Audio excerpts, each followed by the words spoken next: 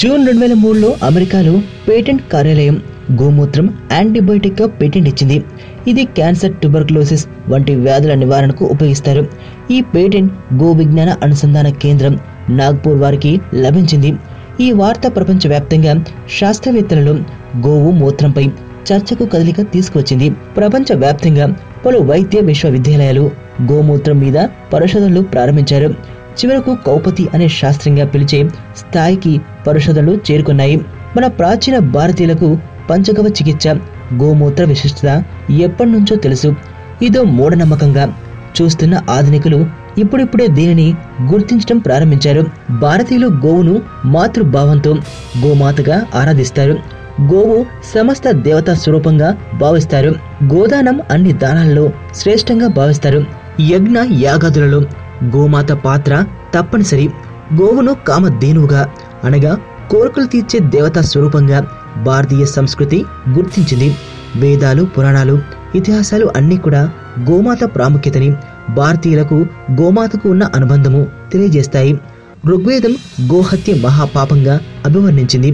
మహాభారతంలోని అనుశాసనిక పర్వంలో భీష్ముడు గోమాత యాగం గురించి, గోమాత ప్రాముఖ్యం గురించి చెబుతాడు.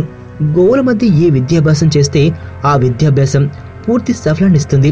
గోవు నిరంతరం తన పరిసరాల్లో పాజిటివ్ వైబ్రేషన్స్ కలిగి ఉండి ఉపశమన శక్తిని ప్రసాదిస్తుందని భీష్ముడు చెబుతాడు. భారత ప్రథమ స్వాతంత్ర సంగ్రామం 1857లో సిపాయిల తిరుగుబాటు రూపంలో వెలికి రావడానికి కూడా గోవు యొక్క పవిత్రతకు భంగం రావడమే కారణం.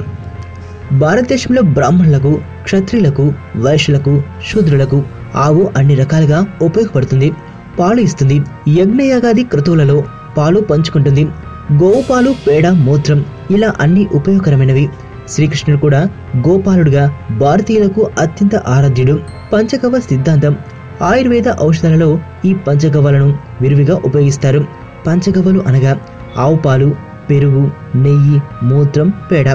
ఆయుర్వేద గ్రంథాలలో చరక సంహిత, సుశ్రుత సంహిత, వాగ్భట సంహితలలో చర్మ వ్యాధులు, బొల్లి వంటి వాటి నివారణ, మూత్ర వ్యాధులు, కీళ్ళ వ్యాధులు, కడుపు మంట వంటి పలు రకాల వ్యాధుల నివారణకు పంచగవ్వ చికిత్స చెప్పబడింది.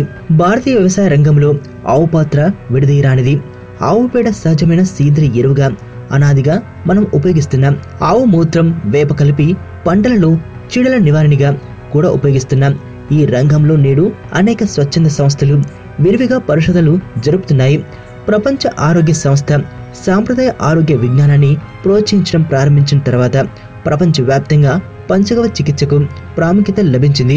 నేడు భారత్లోనే కాక అమెరికా, ఆఫ్రికా వంటి దేశాల్లో కూడా ఎయిడ్స్ నివారణకు ఈ పంచగవ్వ చికిత్సను ఉపయోగించడం ప్రారంభించారు. ఆ ఫలితాలు ప్రోత్సాహకరంగా ఉన్నాయి. పంచగవ్వలను యాంటీబయోటిక్స్ గా కూడా ఆధునికులు గుర్తిస్తున్నారు, ఉపయోగిస్తున్నారు. సాధారణంగా పర్యావరణ శాస్త్రవేత్తలు కట్టెలు మండించడం వల్ల కాలుష్యం ఎక్కువ అవుతుందని అంటారు. కానీ ఆవు పేడతో చేసిన పిడకలను ఉపయోగించి చేసే అగ్నిహోత్రం వలన వాతావరణంలోని పొల్యూషన్ తగ్గి వాతావరణం శుభ్రమవుతుందని తెలిసింది. ఇందుకు తార్కాణం భోపాల్ గ్యాస్ దుర్ఘటన. ఆనాడు ఆ పరిసరాల్లో ఒక ఇంట్లో ప్రమాదానికి ముందు చేసిన అగ్నిహోత్రం వలన ఆ ఇంటి వారు గ్యాస్ లీకేజీలు, ప్రమాదాల బారిన పడకుండా సురక్షితంగా బయటపడ్డారు. ఆ తర్వాత పరిశోధనలో వారు అగ్నిహోత్రంలో ఉపయోగించిన ఆవు పిడకల నుంచి ఉత్పన్నమైన పొగ వారిని రక్షించిందని తెలిసింది. గోవును రక్షించడం మనవిధి. నేడు ఆవులను వీధుల్లో వదిలివేయకుండా గోరక్షణ సమితులు వీటిని రక్షిస్తున్నాయి. ఈ ఉద్యమంలో ఎక్కువగా గుజరాతీయులు, మార్వాడీలు, స్వచ్ఛంద సేవా సంస్థలు పాలు పంచుకుంటున్నాయి. గోరక్షణ మీదనే భారతీయ వ్యవసాయ రంగం, జీవన విధానం ఆధారపడి ఉన్నాయి. మనం గోవుని రక్షిస్తే గోవు మనలను రక్షిస్తుంది. మీకు తెలియని మరిన్ని రహస్యాలను తెలుసుకోవాలనుకుంటున్నారా? అయితే సబ్స్క్రైబ్ చేయండి రహస్యవాణి.